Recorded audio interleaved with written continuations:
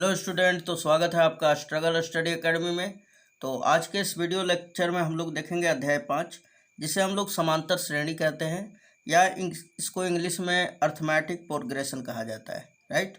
और इसे शॉर्टकट में एपी भी कहा जाता है इस चैप्टर को। तो ये इसमें हम लोग देखेंगे प्रश्नावली 5.1 और इसमें पहला प्रश्न क्या कह रहा है कि निम्नलिखित स्थितियों में से किन स्थितियों में संबंध संख्याओं की सूची एपी है और क्यों है। तो सबसे पहले तो दोस्तों हम लोग एपी के बारे में समझ लेते हैं कि एपी क्या है। थोड़ा सा छोटा सा आपसे इंट्रो लूँगा और उसके बाद तुरंत प्रश्न पे आ जाऊँगा, राइट। तो आइए समझते हैं सबसे पहले कि एपी क्या है ना। जैसे यहाँ पे देख सकते हैं, पहला हमने उदाहरण लिया है 1 2 3 4 5, इसी तरह 6 7 डॉट डॉट डॉट आते रहेगा। उसके बाद दूसरा एग्जांपल लेते हैं, जैसे 2 4 6 8 10, जैसे आप ये देख सकते हैं। या तीसरा एग्जांपल हम लोग ले लें 4 8 12 16। तो आप ये तीनों एग्जांपल देखकर क्या आपके मन में उठ रहा है? तो यहाँ पे अगर देखा जाए दोस्तों, तो एक में कितनी संख्या जोड़ी गई है कि 2 प्राप्त हुआ, तो 1 है ना, इसमें 1 जोड़ा गया है ना। फिर 2 में कितना जोड़ा गया है? 1 ही जोड़ा गया है, तब जाकर 3 मिला है। फिर 3 में कितना जोड़ा गया है? 1, तब जाकर 4 मिला है। तो जो इसमें जोड़ी जा रही है संख्याएं, यानी हम कह दें कि ये वाले में जो 1 जोड़ने के पश्चात, यानी इसमें 1 जोड़ देने के पश्चात क्या मिल रहा है? 2। उसी प्रकार 2 में 1 जोड़ देने के पश्चात 3 मिल रहा है। 3 में 1 जोड़ देने के पश्चात 4 मिल रहा है। उसी प्रकार यहाँ पर भी है ना, और आगे भी। अब आगे वाला में अगर देखें हम लोग, तो 2 में 2 जोड़ दे रहे हैं हम, तो 4 मिल रहा है। और 4 में फिर 2 जोड़ दे रहे हैं हम लोग, तब 6 मिल रहा है। फिर 2 जोड़ रहे हैं तो 8 मिल रहा है। इसी प्रकार, ठीक। फिर उसके बाद आगे वाले में देखा जाए तो ये 4 में हम अगर 4 जोड़ रहे हैं तब जाके 8 हो रहा है। और 8 में फिर 4 जोड़ रहे हैं तब जाके 12 मिल रहा है। फिर 12 में 4 जोड़ रहे हैं तो 4 मिल रहा है। तो यहाँ पे आप देख रहे होंगे कि सभी संख्याओं में एक चीज़ कॉमन दिखाई दे रहा है, क्या? कि एक ऐसा नंबर है जो पिछले वाले संख्या में जोड़ देने के पश्चात नेक्स्ट वाला संख्या मिल जा रहा है।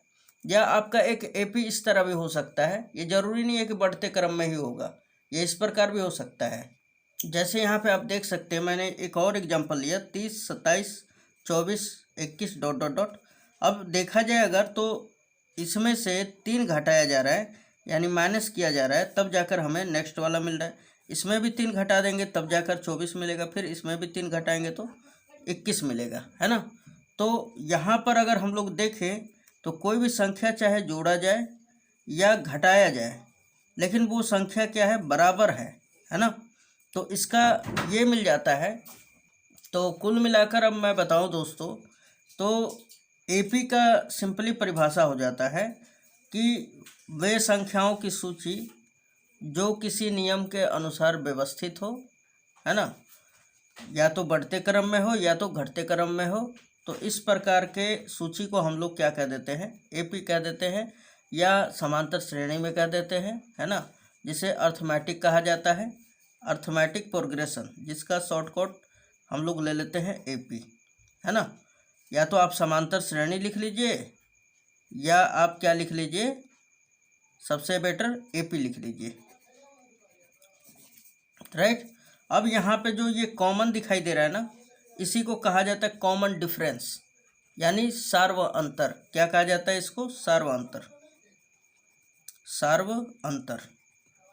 और सार्व अंतर को रिप्रेजेंट किया जाता है डी से, स्मॉल डी से, कैपिटल डी से, जब जैसा ज़रूरत पड़ेगा वैसा कह दिया जाता है। अब देखिए, अब सार्व अंतर डी बराबर क्या होता है दोस्तों?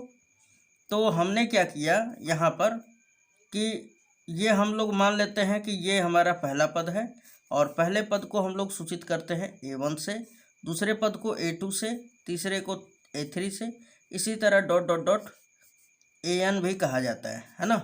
अगर मैं बोलूँ कि D आप निकालिए, इस हम बोल देंगे कि ये जो दिया गया श्रेणी है क्या AP में है, तो आप AP में इसकी जांच करने के लिए सार्व अंतर निकालेंगे। और सार्व अंतर बराबर होता है, यानी कॉमन डिफरेंस जो होता है, दूसरे पद में से पहला पद घटा देना है, बराबर तीसरे पद में से दूसरा पद घटा देना है। इसी प्रकार आगे चौथे पद में से तीसरा पद घटा देना है और इसी तरह आगे चलते रहेगा, है ना।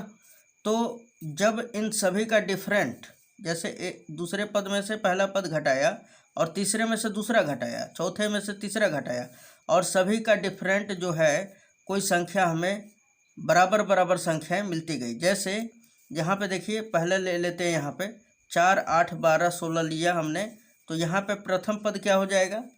जैसे अगर मैं यहाँ पे एग्जांपल ले लूँ,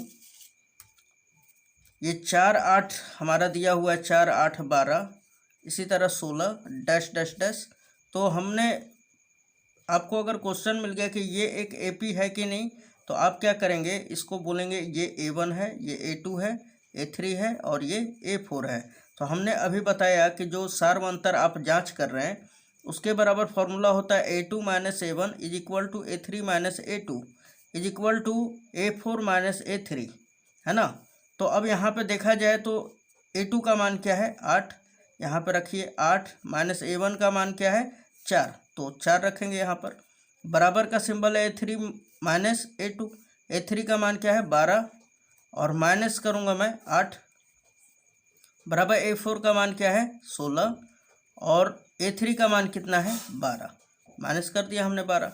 अब देखा जाए तो यहाँ पे 8 में से 4 घटेगा तो 4, 12 में से 8 घटेगा तो 4, फिर 16 में से 12 घटेगा तो 4।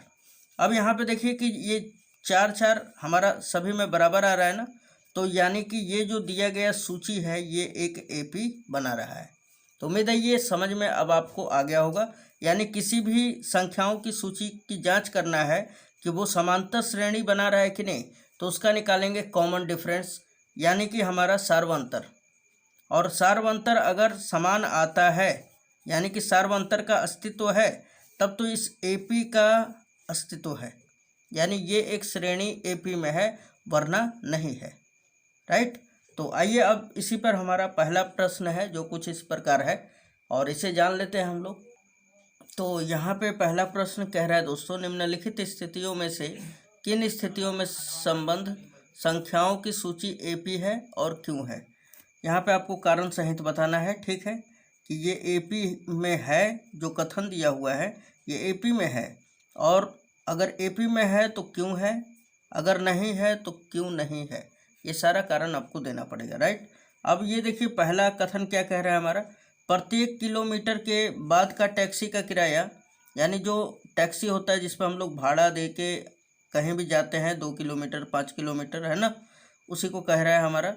तो टैक्सी का किराया, जबकि प्रथम किलोमीटर के लिए किराया 15 रुपया है, तो प्रत्येक अतिरिक्त किलोमीटर के लिए किराया 8 रुपया है ना।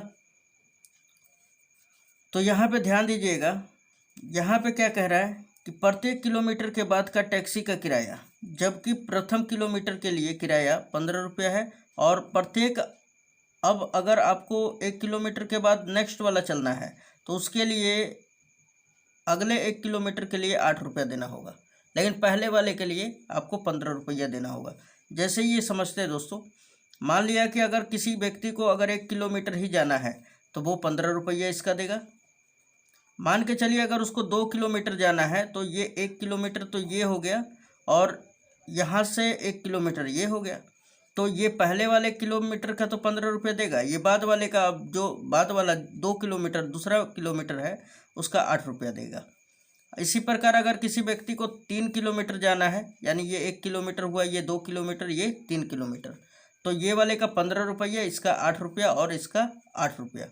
तो अब मेरे से अब बात ये उठ रहा है कि ये हम बोल सकते हैं कि ये 15 रुपया हुआ अगर 1 किलोमीटर जा रहा है, दूसरा क्या हो जाएगा 23 रुपया हो जाएगा, और तीसरा क्या होगा 31 रुपया हो जाएगा। इसी तरह और भी आगे जाओ, 4 किलोमीटर जा रहे हैं तो 39 रुपया। तो अगर देखा जाए यहाँ पे तो सब में कॉमन डिफरेंस क्या है, समान है ना। तो हम लोग यहाँ पे लिखेंगे कि चूँकि पहले किलोमीटर का किराया बराबर 15 रुपया, दूसरे का 15 + 8, तीसरे का हम क्या कह सकते हैं 15 + 8 + 8, है ना। इसी प्रकार डॉट डॉट डॉट। तो ये बात हम यहाँ पे लिख दे रहे हैं। तो हमने यहाँ पे लिख दिया कि चूँकि दिया है पहले किलोमीटर के किराया बराबर 15 रुपया, है ना, और अतिरिक्त अब दूसरे किलोमीटर का हम यहाँ पे लिख सकते हैं, दूसरे किलोमीटर का किराया बराबर कितना हो जाएगा, 15 + 8 रुपया, है ना, ये हो जाएगा 23 रुपया। आगे देखा जाए तो तीसरे किलोमीटर का दोस्तों, तीसरे किलोमीटर का किराया बराबर कितना हो जाएगा हमारा, 15 + 8 + 8, ये हो जाएगा अब हमारा 31 रुपया। अब देखा जाए इसी तरह तो चौथे किलोमीटर का भी लिख लेते हैं हम लोग। चौथे किलोमीटर का किराया बराबर कितना हो जाएगा, तो 39 रुपया हो जाएगा, है ना। अब देखा जाए यहाँ पर तो सूची क्या मिल रहा है हमें, इसलिए सूची हमें प्राप्त हो रहा है इस कथन का, पहला वाला 15, दूसरा क्या मिल रहा है 23, और तीसरा हमारा 31, और चौथा इसी तरह 39, और इसी तरह आगे भी। अब देखा जाए तो यहाँ पर चूंकि यहाँ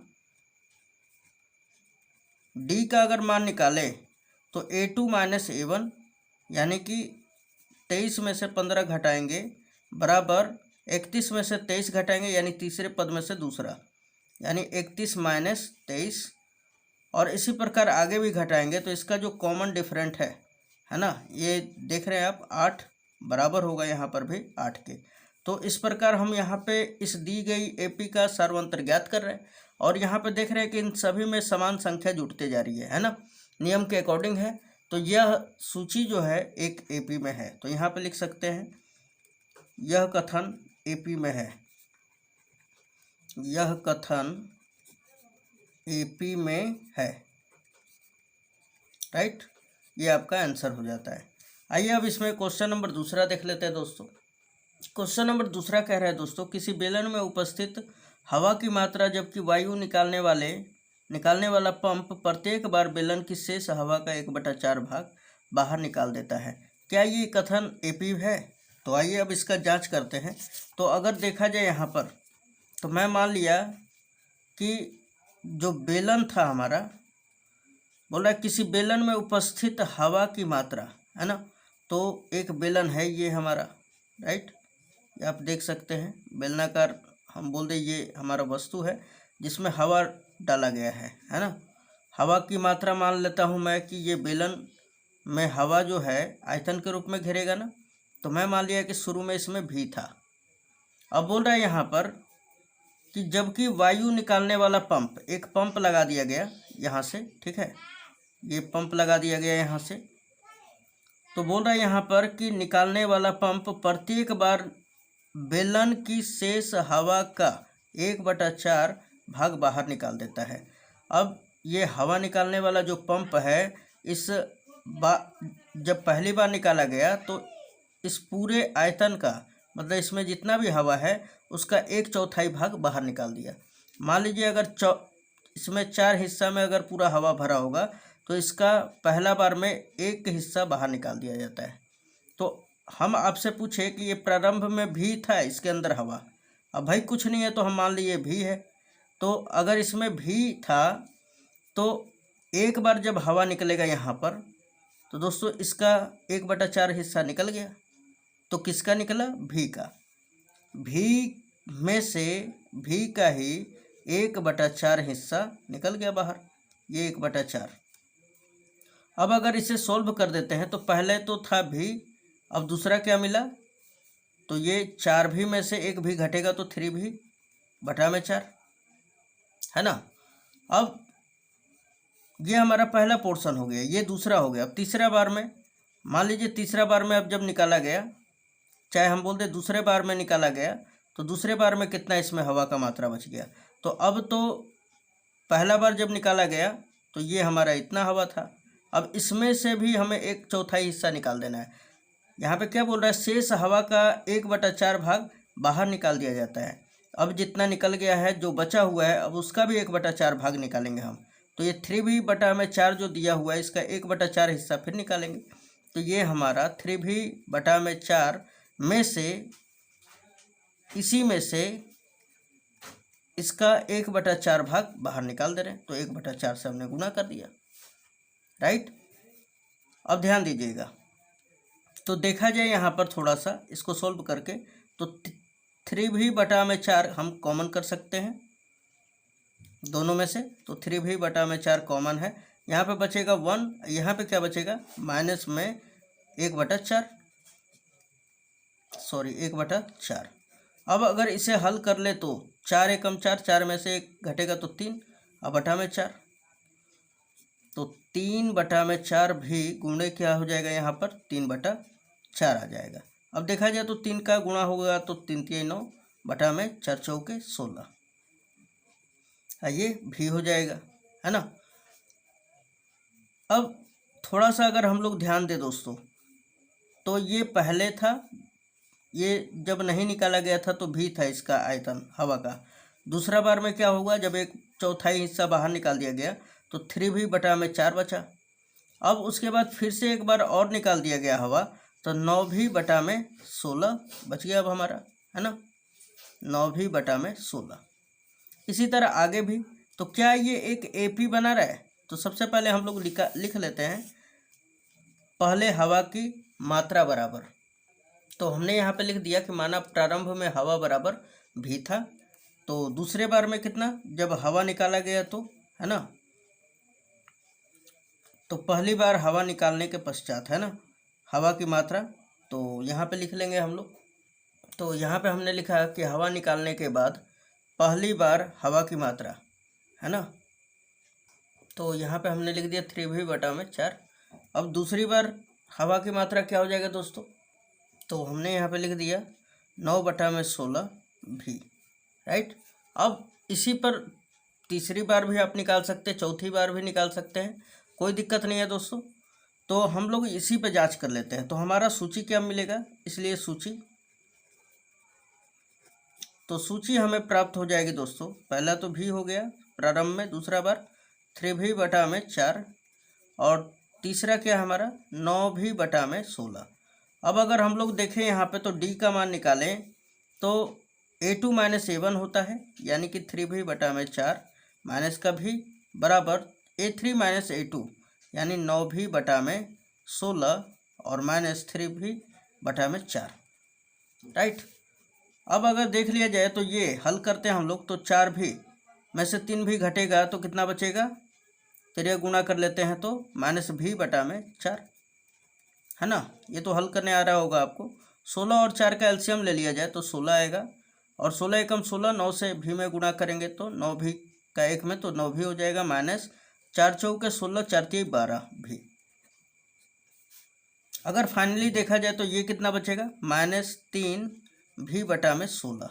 अब देखा जाए तो ये वाला पोर्शन जो है इसके बराबर तो नहीं है ना।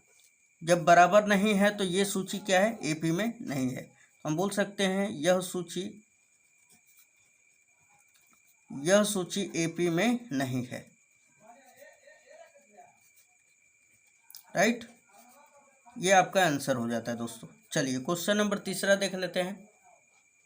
क्वेश्चन नंबर तीसरा कह रहे हैं दोस्तों, प्रत्येक मीटर की खुदाई के बाद एक कुआं, क्या है हमारा कुआं, खोदने में आई लागत, जबकि प्रथम मीटर खुदाई की लागत 150 रुपया है, और बाद में प्रत्येक मीटर खुदाई की लागत 50 रुपया बढ़ती जाती है। यानी कि कोई कुआं खोद रहा है दोस्तों, है ना, और बोल रहा है कि 1 मीटर का खुदाई का जो पहला मीटर का खुदाई है ना, उसका 150 रुपया लगेगा। अब आपको अगर 2 मीटर खुदवाना है तो उसका 50 रुपया और दीजिएगा, अगर 3 मीटर खुदवाना है तो फिर 50 रुपया और देना पड़ेगा, 4 मीटर खुदवाना है तो फिर 50 रुपया। तो अगर देखा जाए तो पहला बार में 1 मीटर का 150, दूसरे बार में क्या होगा 50 और जोड़ेंगे तो 200, है ना। तो सबसे पहले यहाँ पे लिख लेंगे हम लोग कि चूँकि दिया हुआ है क्वेश्चन नंबर तीसरा, हम यहाँ पे बोल सकते हैं कि पहले मीटर की खुदाई बराबर, चाहे यहाँ पे इस तरह बोलेंगे कि पहले 1 मीटर की खुदाई की लागत बराबर 50 रुपया है। देख सकते हैं हमने लिख दिया। अब लिखेंगे इसलिए 2 मीटर की खुदाई की लागत बराबर, सॉरी दोस्तों ये 150 रुपया है ना, 150 रुपया। अब दूसरे मीटर के लिए क्या होगा, 50 रुपया अब अतिरिक्त लगते जा रहा है ना हर एक मीटर पर। तो दूसरे के लिए क्या हो जाएगा 150 प्लस 50। तो यहाँ पे हमने 2 मीटर की खुदाई की लागत बराबर क्या हो जाएगा 150 प्लस 50, यानी कुल मिलाकर ये हो जाएगा 200, है ना। तीसरे मीटर की खुदाई के लिए दोस्तों कितना लगेगा, तो ये 250 हो जाएगा। इसी प्रकार डॉट डॉट डॉट 4 मीटर के लिए भी आप देख सकते हैं, ये कितना हो जाएगा 300। तो अब देखा जाए यहाँ पर, तो चूँकि सूची क्या मिला हमें, तो सूची तो हमें मिल गया 150, फिर 200, फिर क्या मिला है 250, है ना। इसी प्रकार 300 और इसी तरह डॉट डॉट डॉट। अब देखा जाए तो यहाँ पे डी का जो मान है दोस्तों, यानी A2 माइनस A1 कर दिया जाए, यानी 200 में से 150 घटा दिया जाए तो 50, बराबर हो जा रहा है 250 में से 200 घटा देंगे तो कितना बचेगा 50। अब देखा जाए 300 में से भी 250 घटाएंगे तो 50 ही आएगा, यानी यहाँ पे सार्वंतर का अस्तित्व है। तो हम बोल सकते हैं ये सूची AP में है, AP में है। क्वेश्चन नंबर तीसरा भी कंप्लीट। आइए चौथे पे चलते हैं हम लोग। यहाँ पे क्वेश्चन कह रहा है दोस्तों चौथा, खाते में प्रत्येक वर्ष का मिश्र धन, जबकि एक 10,000 रुपये की राशि 8% वार्षिक दर से चक्रवृद्धि ब्याज पर जमा की जाती है। अब ध्यान दीजिएगा कि जैसे अगर मैं बात करूं पहले कि मिश्र धन क्या होता है, मूलधन क्या होता है, तो जो जैसे कि बैंक है ये, है ना, ये क्या हमारा बैंक है। हमने क्या किया कि 10,000 रुपये ले जाकर इसमें दिया, तो ये हो गया मेरा मूलधन। क्या हो गया दोस्तों, मूलधन। ये मूलधन कहलाता है जो हमने दिया। और अब हमने 1 साल के बाद उसमें गए लाने के लिए, तो मान लीजिए इसमें 50 रुपया और ऐड कर दिया, है ना, तो इसे कहते हैं ब्याज। क्या कहते हैं, इसे ब्याज कहा जाता है। और जब मूलधन में ब्याज मिला दिया जाए, जब मूलधन में ब्याज मिला दिया जाए तो इसी को कहा जाता है मिश्र धन। ठीक है, तो मिश्र धन बराबर आपके दिमाग में ये अब प्रश्न उठ रहा होगा, तब सर मूलधन प्लस ब्याज हो जाएगा, लेकिन ये साधारण मिश्र धन निकालने का होता है ना। जब आपको ब्याज के भी ऊपर ब्याज मिल जाए, है ना, क्या हमने बोला, जब ब्याज के ऊपर भी ब्याज मिले तब ये मिश्र धन का फॉर्मूला दूसरा हो जाता है। और ये मिश्र धन बराबर ये फॉर्मूला होगा, मिश्र धन बराबर मूलधन गुणे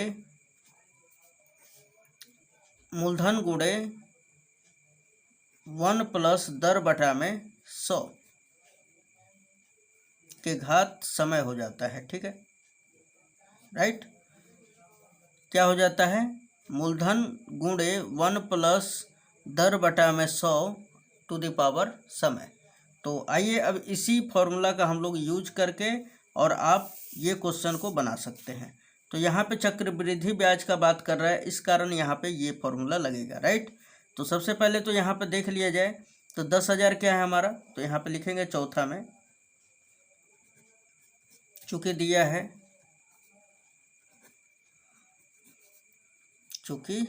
है, क्या दिया हुआ है दोस्तों, मूलधन बराबर कितना दे दिया है, तो 10,000, ये आप देख सकते हैं, हमने लिख दिया। और दर क्या दिया हुआ है, 8%, यानी दर बराबर कितना दिया है, 8%, ये भी हो गया हमारे पास। तो अब हम निकाल रहे हैं कि प्रत्येक वर्ष जो चक्रवृद्धि ब्याज पर जमा किया जा रहा है उसमें राशि क्या हो रहा है ना। तो हम यहाँ पे डालेंगे अब पहले वर्ष मिश्र धन बराबर, तो यहाँ पे हमने लिख लिया, हमने फॉर्मूला पहले लिख दिया है कि मूलधन इंटू 1 प्लस दर बटा में 100 टू दी पावर समय। अब रखिए यहाँ पर दोस्तों, तो ये हो गया हमारा 10,000, राइट, ये 1 प्लस दर क्या है हमारा 8 और बटा में परसेंटेज हटा इसलिए यहाँ पे 100 आ गया है, और पहले साल के लिए 1 हो जाएगा। अब देखा जाए तो ये कितना हो जाएगा हमारा, तो अगर इसे हम लोग कर लें तो 108 हो जाएगा, यानी ये हो गया हमारा 10,000 और गुणे 108 और बटा में 100। इसे अगर 2 जीरो से 2 जीरो कट कर दें तो यहाँ पे मिल रहा है हमारा 108 पर डबल जीरो और चढ़ा देंगे हम लोग, है ना। तो ये हमारा पहले वर्ष का मिश्र धन होगा। इसी प्रकार दूसरे वर्ष का क्या हो जाएगा दोस्तों, दूसरे वर्ष का मिश्र धन बराबर, तो मिश्र धन बराबर क्या हो जाएगा दूसरे साल का, इसको मैं अलग से आपको हल करके दिखा देता हूँ। राइट, ये आप देख सकते हैं। तो खाली अब करना क्या है, यहाँ पर ये आपका जो पावर है 1, यहाँ पे अब चढ़ा देना है 2, है ना। दूसरे साल में ये समय को ही रिप्रेजेंट कर रहा है ना। ये समय कितना दे रहा है, ये पहला साल तो 1, दूसरे साल तो 2 रखते जाएंगे। तो ये देखिए 10,000 हमने लिख दिया कोष्टक में 1 + 8 बटा में 100, है ना। ये हमारा 100 हो जाएगा। तो हम कुल मिलाकर ये 108 हो जाएगा, इसका पावर 2।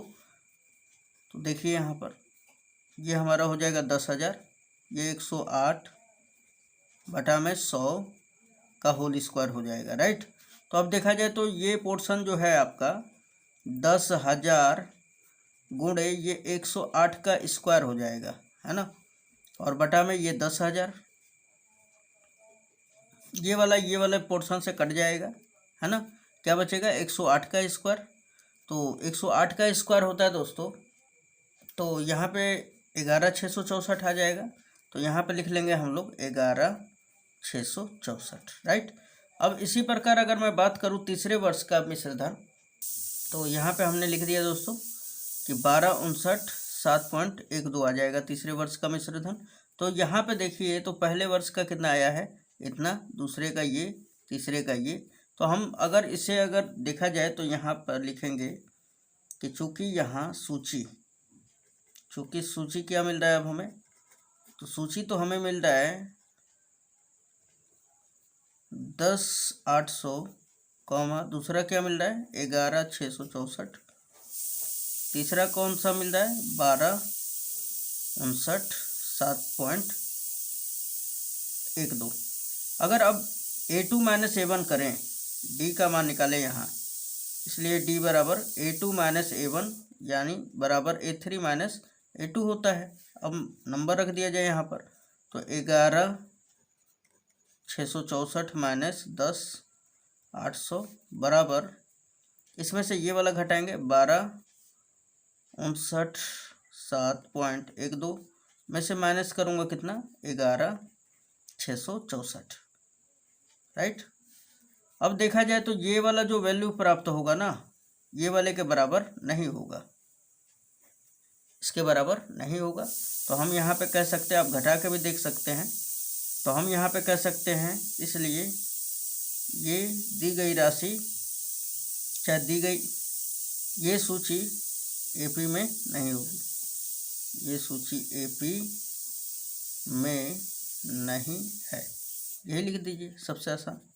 तो ये इस प्रकार हमारा पहले का कॉन्सेप्ट सहित आपका पूरा क्वेश्चन समाप्त हुआ। क्वेश्चन नंबर 2 के लिए नेक्स्ट वीडियो में मिलते हैं दोस्तों। तो और किसी प्रकार का अगर प्रॉब्लम हो रहा है तो आप वीडियो को आगे पीछे करके देख सकते हैं। मिलते हैं।